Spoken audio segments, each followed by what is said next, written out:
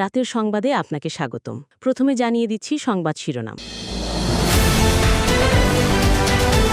যুদ্ধবিরতির চুক্তি লঙ্ঘন করে গাজায় অব্যাহত রয়েছে ইসরায়েলি আগ্রাসন। গাজা সিটি সহ বিভিন্ন জায়গায় ফিলিস্তিনিদের লক্ষ্য করে হামলা চালায় দখলদার বাহিনী। এতে নিহত হয়েছেন অন্তত 9 জন। হামলার মধ্যেই আরও 4 ইসরায়েলি জিম্মির মরদেহ হস্তান্তর করেছে ফিলিস্তিনের স্বাধীনতাকামী সংগঠন হামাস। এদিকে আশ্বস্ত করার পরও হামাস নিজে থেকে নিরস্ত্র না হলে বল প্রয়োগের হুঁশিয়ারি দিয়েছেন মার্কিন প্রেসিডেন্ট ডোনাল্ড ট্রাম্প। এদিকে যুদ্ধের সময় ইসরায়েলকে সহায়তা করার অভিযোগে গাজায় 8 জনের মৃত্যুদণ্ড কার্যকর করেছে হামাস। রাশিয়ার একের পর এক হামলায় বিপর্যস্ত ইউক্রেন। খার্কিভের একটি হাসপাতালে ড্রোন ও বোমা হামলা চালিয়েছে রুশ বাহিনী। এতে অন্তত 57 জন আহত হন। এমনকি হামলার লক্ষ্যবস্তু থেকে বাদ যায়নি জাতিসংঘের ত্রাণবাহী গাড়ির বহরও। যুক্তরাষ্ট্র ও চীনের বাণিজ্য যুদ্ধ নিয়েছে নতুন এক মোড়। যুক্তরাষ্ট্রের সয়াবিন কেনা বন্ধ করায় চীনের সঙ্গে বাণিজ্য সম্পর্ক শেষ করার হুঁশিয়ারি দিয়েছেন মার্কিন প্রেসিডেন্ট ডোনাল্ড ট্রাম্প। বেইজিংয়ের বিরুদ্ধে প্রতিশোধ নিতে এ পদক্ষেপ নেওয়ার কথা জানান মার্কিন প্রেসিডেন্ট। এমনকি সমুদ্রপথে মালামাল পরিবহনকারী কোম্পানিগুলোর ওপর অতিরিক্ত বন্দরে পাল্টাপাল্টি শুল্ক আরোপ করেছে দুই দেশ। সরকার বিরোধী বিক্ষোভে উত্তাল বেলজিয়ামের রাজধানী ব্রাসেলস। সরকারের ব্যয় সংকোচন নীতি ও পেনশন সংস্কারের বিরুদ্ধে ক্ষোভে ফুঁসে ওঠে সাধারণ মানুষ। বিক্ষোভ দমনে টিয়ার গ্যাস ব্যবহার করে পুলিশ। দুপক্ষের সংঘর্ষে রণক্ষেত্রে পরিণত হয় পুরো এলাকা। এবার শুনবেন বিস্তারিত।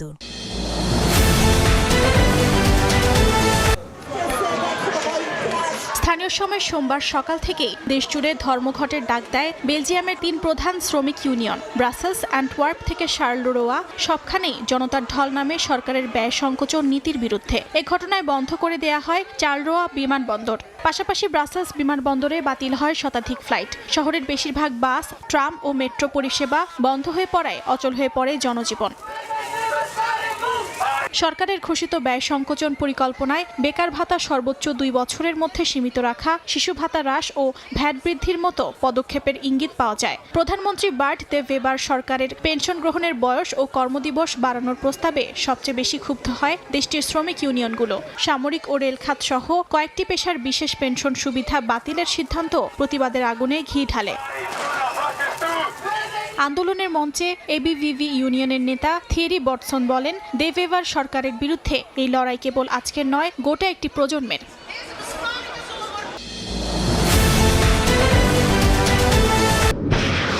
জ্বালানি স্থাপনা ধ্বংসের কারণে ব্যাপক বিদ্যুৎ বিভ্রাটের মধ্যেই এবার ইউক্রেনের হাসপাতাল ও জাতিসংঘের ত্রাণবহরে হামলা চালিয়েছে রুশ বাহিনী। ইউক্রেনীয় কর্মকর্তারা জানান, স্থানীয় সময় মঙ্গলবার রাতে খার্কিভের একটি হাসপাতালে ড্রোন ও বোমা হামলা চালায় রাশিয়া। এতে বেশ কয়েকজন আহত হন। হামলার পর ওই হাসপাতাল থেকে অন্তত 50 জন রোগীকে অন্যত্র সরিয়ে নেওয়া হয়েছে। এদিকে খেরসনে ত্রাণ সহায়তা পৌঁছে দেওয়ার সময় জাতিসংঘের গাড়িবহরে হামলা চালায় রুশ বাহিনী। এতে কেউ হতাহত না হলেও 2টি ট্রাক ক্ষতিগ্রস্ত হয়েছে বলে জানান জাতিসংঘ ও ইউক্রেনের কর্মকর্তারা। খার্কিভে রুশ বাহিনীর হামলাকে সন্ত্রাসী আক্রমণ আখ্যা দিয়েছেন ইউক্রেনের প্রেসিডেন্ট জেলেনস্কি। বলেন, শীত আসার আগে ইউক্রেনের বিদ্যুৎ অবকাঠামোকে টার্গেট করে আসছে রাশিয়া, যাতে বাসিন্দারা বিদ্যুৎবিহীন থাকার কারণে মানসিকভাবে ভেঙে পড়ে। এ সময় গাজায় যুদ্ধবিরতি চুক্তি বাস্তবায়নে ট্রাম্পের প্রচেষ্টাকে ইউক্রেনের শান্তির গতি সৃষ্টির নির্দেশ দিচ্ছে বলেও মন্তব্য করেন তিনি। এদিকে খেরসনে জাতিসংঘের গাড়িবহরে হামলার নিন্দা জানিয়ে এ ঘটনাকে আন্তর্জাতিক আইনের লঙ্ঘন বলে মন্তব্য করেছে জাতিসংঘ। ইউক্রেন জুড়ে চলমান হামলার মধ্যেই যুক্তরাষ্ট্র সফরে যাচ্ছেন প্রেসিডেন্ট জেলেনস্কি। স্থানীয় সময় শুক্রবার ওয়াশিংটন ডিসিতে মার্কিন প্রেসিডেন্ট ডোনাল্ড ট্রাম্পের সঙ্গে বৈঠকে বসার কথা রয়েছে তার, যেখানে আলোচনার মূল এজেন্ডায় রয়েছে ইউক্রেনকে শক্তিশালী রাসায়নিক ক্ষেপণাস্ত্র টমাহক সরবরাহের বিষয়। এ ক্ষেপণাস্ত্র হাতে পেলে ইউক্রেনের অস্ত্র ভাণ্ডারে সবচেয়ে দীর্ঘ পাল্লার ক্ষেপণাস্ত্র হবে সেটি, যার মাধ্যমে ইউক্রেন রাশিয়ার অভ্যন্তরে এমনকি মস্কো পর্যন্ত লক্ষ্যভেদ করতে সক্ষম হবে। এর আগে রাশিয়ার আগ্রাসন বন্ধ না হলে ইউক্রেনকে টমাহক সরবরাহের হুঁশিয়ারি দিয়েছিলেন মার্কিন president Donald Trump. transitar tranquilo. চীন যুক্তরাষ্ট্রের বাণিজ্যিক সম্পর্কে টানাপোড়েন চলছে বহুদিন ধরে। এমন পরিস্থিতিতে এবার চীনের সঙ্গে বাণিজ্য সম্পর্ক শেষ হতে পারে বলে হুঁশিয়ারি দিয়েছেন মার্কিন প্রেসিডেন্ট ডোনাল্ড ট্রাম্প। স্থানীয় সময় মঙ্গলবার সামাজিক যোগাযোগ মাধ্যমে এক পোস্টে তিনি জানান, চীন ইচ্ছাকৃতভাবে যুক্তরাষ্ট্রের সয়াবিন কিনছে না, এতে চাষিরা সমস্যায় পড়ছে। বেইজিং এ ধরনের পদক্ষেপের মাধ্যমে অর্থনৈতিক বৈরী আচরণ করছে বলেও মন্তব্য করেন তিনি। এমনকি প্রতিশোধ হিসেবে চীনের সঙ্গে ভোজ্য তেল এবং অন্যান্য বাণিজ্যিক কার্যক্রম বন্ধের হুঁশিয়ারি দেন ট্রাম্প। তবে বেইজিংয়ের দাবি, যুক্তরাষ্ট্রই আগে চীনা কোম্পানিগুলোর ওপর নিষেধাজ্ঞা আরোপ করে উত্তেজনা বাড়িয়েছে। সেই পদক্ষেপের জবাব হিসেবেই যুক্তরাষ্ট্রের সয়াবিন কিনছে না চীন। যদিও ইলেকট্রনিক্স, গাড়ি ও সেমিকন্ডাক্টর তৈরির জন্য প্রয়োজনীয় উপাদান রফতানিতে নিয়ন্ত্রণ কঠোর করেছে দেশটি। বিশ্বের দুই বৃহৎ অর্থনীতি যুক্তরাষ্ট্র ও চীনের মধ্যে বাণিজ্যিক উত্তেজনায় বিশ্ব অর্থনীতিতে ইতোমধ্যে বেশ কিছু বড় পরিবর্তন ঘটেছে। মার্কিন যুক্তরাষ্ট্র ও চীন মঙ্গলবার থেকে সমুদ্রপথে পণ্য পরিবহনকারী জাহাজগুলোর ওপর অতিরিক্ত বন্দর ফি আরোপ শুরু করেছে।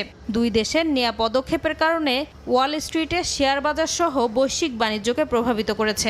বিশ্বের দুই বৃহত্তম অর্থনীতির এই পদক্ষেপে সমুদ্রপথ এখন বাণিজ্য যুদ্ধের নতুন কেন্দ্রবিন্দুতে পরিণত হয়েছে বলে মনে করছেন অর্থনীতিবিদরা। সম্প্রতি চীনের ওপর অতিরিক্ত 100% শুল্ক আরোপের কথা বলেন মার্কিন প্রেসিডেন্ট ডোনাল্ড ট্রাম্প। বিরল খনিজ রফতানিতে চীনের কঠোর নিয়ন্ত্রণ আরোপের জবাবে এ পদক্ষেপ নিয়েছেন বলে দাবি করেন তিনি। ঘটনার পরিক্রমায় দুই দেশের বাণিজ্য সম্পর্ক আরও খারাপ হবে বলে উদ্বেগ প্রকাশ করেছেন বিশ্লেষকরা।